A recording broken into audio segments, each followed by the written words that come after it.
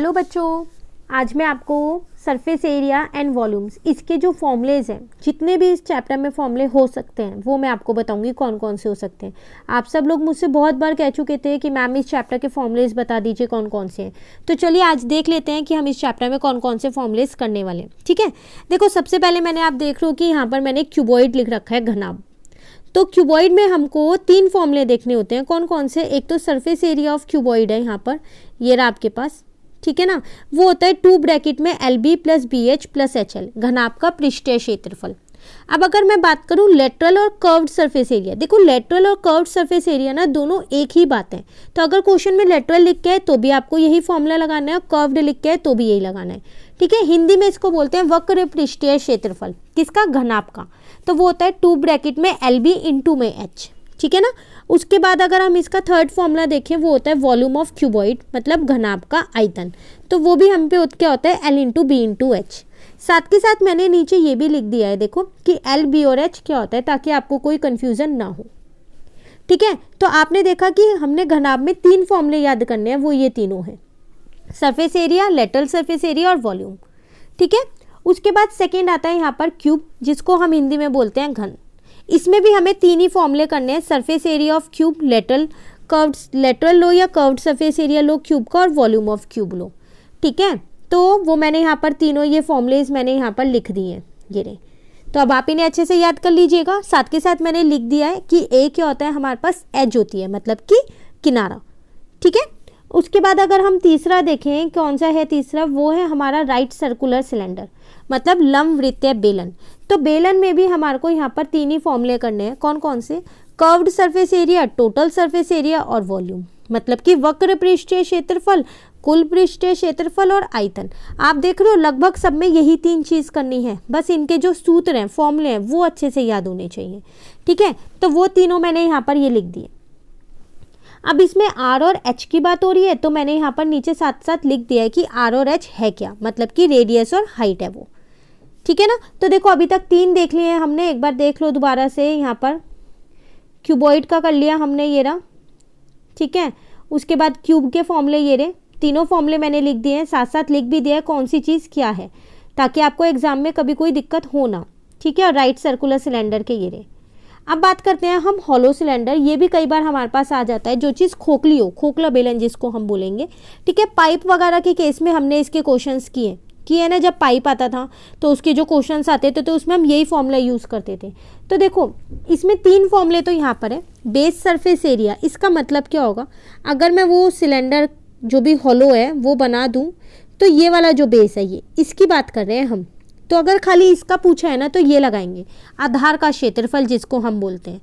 समझ में आ गया? जब आपसे इसकी बात करें तो आप ये लगाना। ठीक है, उसके बाद कर्व्ड सरफेस एरिया है, टोटल सरफेस एरिया है, और अगर मैं आपको नेक्स्ट पेज पे दिखाऊं तो वॉल्यूम है।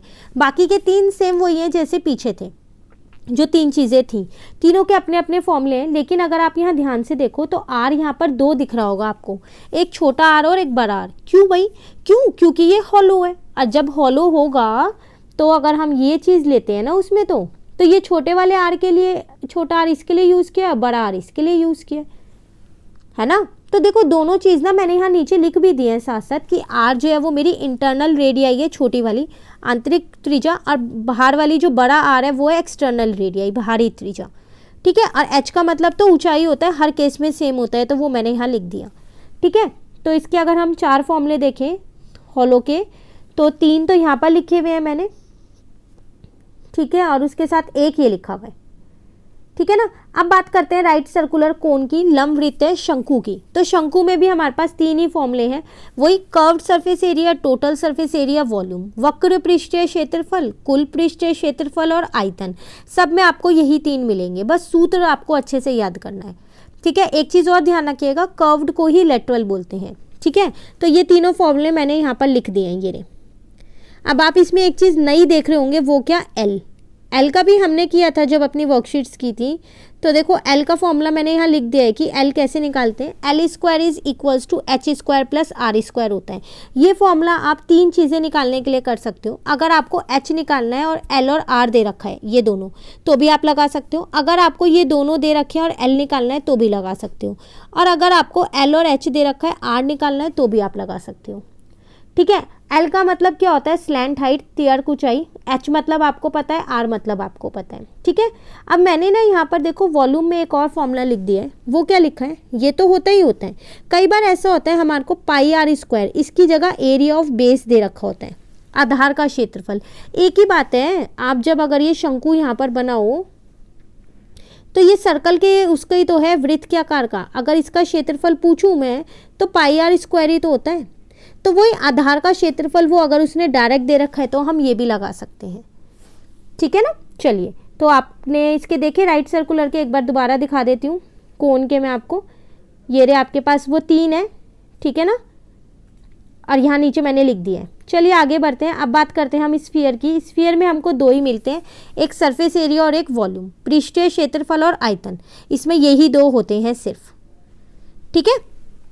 उसके बाद अगर हम हेमिस्फीयर के देखें, अर्धगोला जिसको हम बोलते हैं, उसमें फिर वही 3 मिलेंगे, कर्व्ड सरफेस एरिया, वक्र पृष्ठीय क्षेत्रफल, टोटल सरफेस एरिया, कुल पृष्ठीय क्षेत्रफल और वॉल्यूम। और तीनों के ही ये अपने फॉर्मूलेज हैं उसके, जो आपको याद करने हैं। और यहाँ पर आर क्या है, वही त्रिज्या जो हर केस में होती है, ठीक है। तो ये आपके पास जो चैप्टर था हमारे पास सरफेस एरिया एंड वॉल्यूम्स, इसके जो फॉर्मूलेज हैं ये सारे फॉर्मूलेज हैं जो इस चैप्टर में यूज़ होते हैं, जिसको आप कई दिनों से बोल रहे थे कि मैम प्लीज़ वीडियो बना दीजिए। तो ये वो सारे फॉर्मूलेज हैं। जल्दी से एक बार देख लेते हैं दोबारा। क्यूबॉइड के ये 3 फॉर्मूले हमारे पास, ठीक है। उसके बाद अगर हम देखें क्यूब, तो क्यूब के भी 3 फॉर्मूले थे हमारे पास। उसके बाद अगर हम देखें राइट सर्कुलर सिलेंडर, इसके भी 3 फॉर्मूले थे हमारे पास। अगर हम हॉलो सिलेंडर देखें तो इसमें 4 थे। इसमें बेस सरफेस एरिया भी मेरे पास आ गया था, ठीक है। बड़ा आर और छोटा आर इसमें हमेशा याद रखना, ठीक है। बाहर वाली रेडियस और जो अंदर वाली होती है। 4th वाला भी दिखा देती हूँ इसका मैं, ठीक है ना। उसके बाद राइट सर्कुलर कोन शंकु के, इसके भी हमने 3 किए, ये रहे वो 3, ठीक है। उसके बाद हमने क्या किया, इसमें एल कैसे निकालते हैं वो भी देख लिया था हमने, ठीक है ना। उसके बाद अगर हम स्फीयर में देखें, सिर्फ इसमें 2 होते हैं स्फीयर में, ठीक है। इसमें सरफेस एरिया का ही होता है, मतलब लेटरल और टोटल अलग अलग नहीं होता है। और उसके बाद बात करें हेमिस्फीयर की, तो इसमें भी हमने 3 किए, ठीक है। तो ये थी आपकी जो फॉर्मूलेस की वीडियोस थी, जो आप मांग रहे थे बहुत दिनों से, तो ये वो वीडियो थी। तो अब आप सारे फॉर्मूलेस अच्छे से इनको लर्न कर लीजिएगा, ताकि एग्जाम में आपको कोई भी दिक्कत ना हो, ठीक है। अगर आपको ये वीडियो अच्छी लगी तो आप इसे लाइक ज़रूर कीजिएगा और मेरे चैनल को सब्सक्राइब कीजिएगा। Thank you.